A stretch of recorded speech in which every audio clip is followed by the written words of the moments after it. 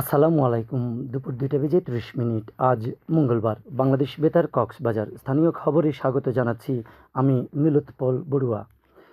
ত্রয়োদশ জাতীয় সংসদে নির্বাচনের বিজয়ী দল বাংলাদেশ জাতীয়তাবাদী দল বিএনপি। এর মধ্যে আজ সকালে জাতীয় সংসদের শপথ কক্ষে শপথ নিয়েছেন বিএনপির সংসদের সদস্যরা। এরপর সংসদে সরকারি দলের জন্য নির্ধারিত সভাকক্ষে বিএনপির সংসদীয় দলের সভা অনুষ্ঠিত হয়। সেখানেই বিজয়ী দল হিসেবে তারেক রহমানকে প্রধানমন্ত্রী ও সংসদীয় দলের নেতা নির্বাচিত করা হয়। এর আগে আজ সকাল 10:30টায় বিএনপির নির্বাচিত সংসদ সদস্যরা শপথ বাক্য পাঠ করেন। শপথ পড়ান প্রধান নির্বাচন commissioner CEC AMM Nasir Uddin. এদিকে আজ বিকেল 4টায় সংসদ ভবনের দক্ষিণ প্লাজায় আয়োজিত বিশেষ অনুষ্ঠানে রাষ্ট্রপতি মোহাম্মদ শাহাবুদ্দিনের কাছে প্রধানমন্ত্রী হিসেবে তারেক রহমান ও নতুন মন্ত্রিসভার সদস্যরা শপথ নেবেন।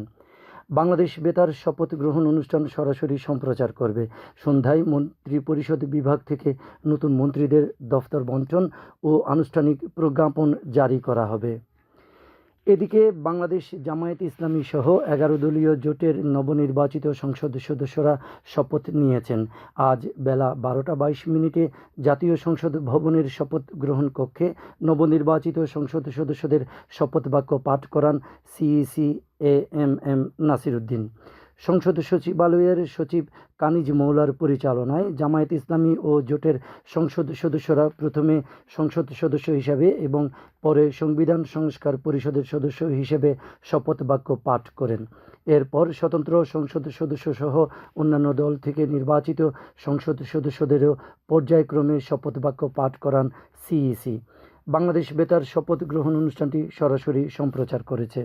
পবিত্র রমজান উপলক্ষে আজ থেকে সারা দেশে ভ্রাম্যমাণ ট্রাকের মাধ্যমে সাশ্রয়ী মূল্যে নিত্য প্রয়োজনীয় ভোজ্য তেল, চিনি, মসুর ডাল, ছোলা ও খেজুর পণ্য বিক্রি শুরু করবে Trading Corporation of Bangladesh TCB.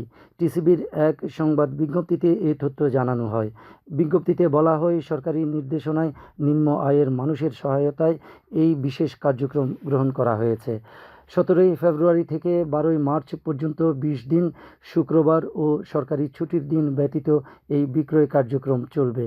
প্রতিদিন একটি ট্রাক থেকে 400 জন সাধারণ ভোক্তা নিত্য প্রয়োজনীয় পণ্য ক্রয়ের সুযোগ পাবেন। এছাড়া স্মার্ট ফ্যামিলি কার্ডধারী প্রায় 66 লাখ পরিবারের মধ্যে ভর্তুকি মূল্যে নিয়মিত পণ্য বিতরণ কার্যক্রমও চলমান থাকবে বলে জানায় টিসিবি।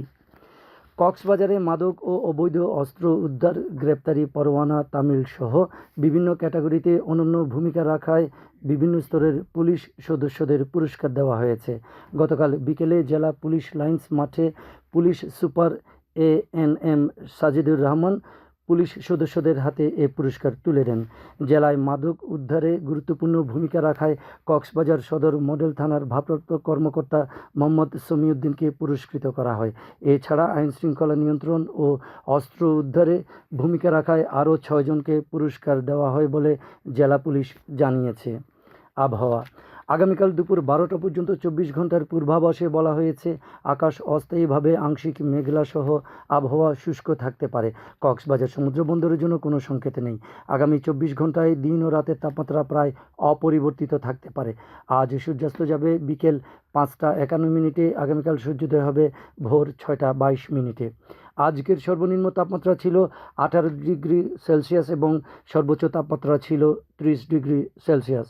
এখন জানিয়ে দিচ্ছি বাঁকখালী নদীর মোহনা সংলগ্ন এলাকার সামুদ্রিক জোয়ার ভাটার সময়সূচি।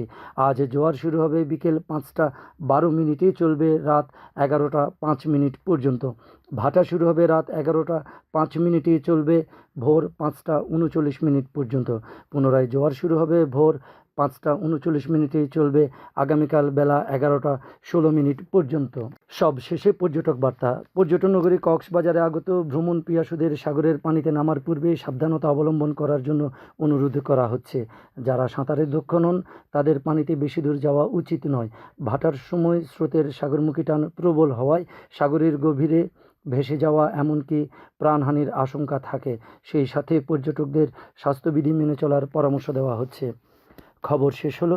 আমাদের পরবর্তী খবর প্রচারিত হবে আজ বিকেল 4:30 ইংরেজিতে।